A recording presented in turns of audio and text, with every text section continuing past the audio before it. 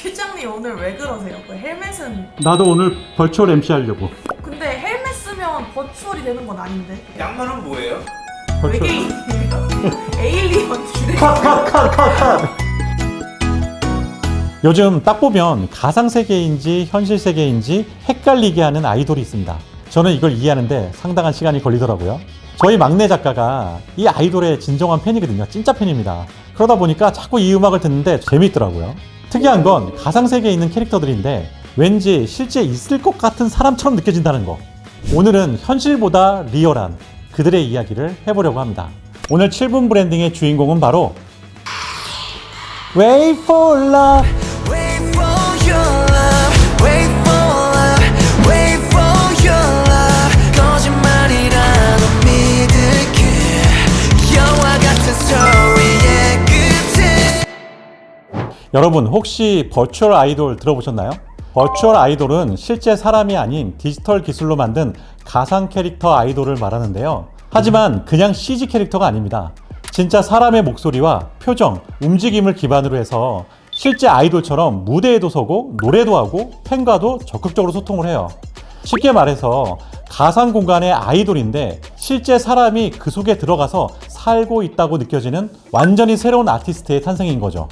아랫나라 일본에서는 2007년에 탄생한 하츠네 미쿠가 지금까지도 늙지 않고 인기를 가져가고 있습니다. 저와 같은 X세대에게는 버추얼 아이돌 하면 떠오르는 이름이 딱 하나가 있죠. 1998년에 등장했던 사이버 가수 아담입니다. 바람 되어 너의 3D 그래픽 얼굴에 실제 음반도 냈던 대한민국 최초의 버추얼 발라드 가수였는데요. 처음엔 뉴스에도 나오고 이슈가 되었지만 조용히 사라지셨죠. 근데 지금 아담 뭐하고 있을까요? 근황 올림픽에 나왔었어요. 진짜요? 되게 궁금해요. 어떻게 살고 계실지. 지금 완전히 50대 아저씨일 텐데. 그로부터 수십 년이 지나 이제는 AI가 생활이 되어버린 시대에 우리는 살고 있죠. 그 결과 완전히 새로운 버추얼 아이돌 그룹이 탄생하게 됐는데 바로 플레이브입니다. 플레이브는 2023년 데뷔한 블래스트 소속의 5인조 버추얼 모의 그룹이에요. 이름은 플레이와 레이브의 합성어로 꿈을 이루기 위해 새로운 세상을 만들어간다는 의미가 담겨져 있습니다. 아마 오늘 주제가 어렵다. 난 아무 느낌이 없는데? 진짜 아이돌도 이렇게 많은데 굳이 버추얼? 이런 생각이 드는 것도 이해가 됩니다. 사실 오래전부터 비디오 게임과 만화 캐릭터가 발전한 일본과 다르게 왠지 우리나라에서는 사이버 캐릭터가 좀 낯설게 다가오는 것 같긴 해요. 그래도 저는 하츄핑은 좋아합니다. 그런데 놀랍게도 플레이브는 이러한 인식의 장벽을 단숨에 뛰어넘고 지금 엄청난 성과와 인기를 만들어내고 있습니다. 데뷔 앨범은 MBC 등 음악 차트 1위를 휩쓸더니 유튜브 영상은 1000만 뷰를 돌파하고 팬카페 회원수는 벌써 10만 명을 넘었죠. 그리고 2024년 멜론 톱백에 1위를 달성한 우리나라 최초의 남자 버추얼 아이돌이라는 타이틀까지 가져가게 됐습니다. 진짜 놀랍지 않나요? 그렇다면 플레이브는 어떻게 사람들을 열광하게 만들었을까요? 7분 브랜딩과 함께 알아보시죠. 플레이브는 자신들이 사는 가상의 공간을 단절이 아닌 커넥트, 즉 새로운 연결의 가능성으로 재해석하고 있다는 것입니다. 보통 버추얼 아이돌이라고 하면 모니터 안에서 움직이는 2D 또는 3D 그래픽을 떠올리기 쉽습니다. 현실과는 명확히 선을 긋고 주로 상상력이나 디지털 세계에 홀로 고립된 채 존재하는 경우가 많죠. 하지만 플레이브는 그 경계가 모호합니다. 마치 가상의 공간을 넘어서 현실이라는 무대 위로 튀어나온 것 같죠. 여타 아이돌처럼 무대 위에서 춤추고 노래하면서 팬들과 소통하고 유행하고 있는 챌린지도 하고 심지어 라디오 스케줄도 소화합니다. 특히 작년 10월에 열린 오프라인 콘서트는 진짜 놀라움의 연속이었습니다. 저는 정말 놀랐어요. 일반 아이돌 무대에서만 보던 돌출 무대를 실제로 설치를 하고 플레이브 멤버들이 팬들과 아주 가까운 거리에서 무대를 펼친 겁니다. 버추얼 아이돌도 팬들과 같은 공간에서 같이 노래 부르고 같이 느끼고 호흡할 수 있다는 것을 실제로 보여준 사례였던 거죠. 이러한 한계를 넘기 위해선 엄청난 기술력이 필요했겠죠. 자본과 인력도 당연히 필요하고요. 실제 콘서트의 수익이 적자였다는 말도 있어요. 무튼 이러한 팬과 적극적으로 소통하려는 의지는 실제 팬미팅 등 리얼과 디지털 활동들이 완전히 혼재되면서 물리적 공간의 장벽은 옅어지고 지금까지 보고 느낀 적 없는 새로운 형태의 커넥트가 탄생하게 된 겁니다.